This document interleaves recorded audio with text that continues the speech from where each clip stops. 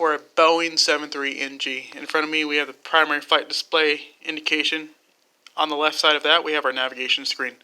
On the left side of the navigation screen in the middle of the panel we have our engine management screens. And it looks like we have our low compressor pressure information, and then we have our temperature information under that. Then we have our annunciator screen for many of our systems that may come up. Looks like hydraulic is being shown on the screen. To the left and right of our indicating screen right there, we have our flight management system, which is pretty much the computer that puts all the flight plan information and information like that inside of the computer. Alright, on either side of the box, as we call it, we have L1 through 6 buttons and R1 through 6 buttons. We have our alphanumeric keyboard, which can type things into our scratch pad at the bottom of the screen. These keys will change depending on what screen we're on. We have our mode selector buttons on the top of the alphanumeric keyboard. Underneath, we have our flap lever. We have our trim wheel right here. And typically when we have hydraulic power, we won't actually put our hand on the trim handle. We'll actually just use the little toggles on the control yoke. Alright, we have our yoke. We have our throttle levers right here on the middle. 1 and 2, 1 for the left and 2 for the right. We have our reverse thrust levers in the front.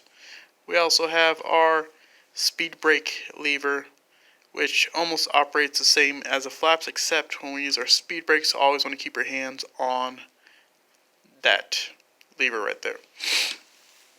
Also, towards the pilot and command side, we have these standby situation, these gauges, right? This is for our navigation, and the indicator above that is our standby attitude indicator. It's our dual situation there.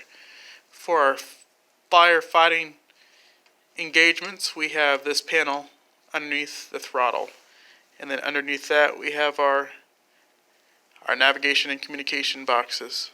We also have our mic selector. We also have more communication capability, and underneath we have the door controls. We have the annunciators for the doors. We have the stabilator trim, and we also have the trim for the rudder, trim for the aileron, the light controls, and then the same split situation on the captain side. I hope you guys learned something. I'm not really going to go over the overhead panel because I haven't really reviewed that yet, but we've gone through the primary flight display a little bit, talking about the airspeeds, altitudes. We talked about the navigational screen with the airspeeds and distances and the compass rows there, the range, the navigational facilities there, the box, the annunciator little panel here in the middle, the annunciators on the actual panel. We have our standby instruments, attitude indicator, and let's see, navigation, communication boxes. We have our transponder underneath, weather radar, and let's see what this is. Detection selector. Alright, so smoke detector in the cargo bay.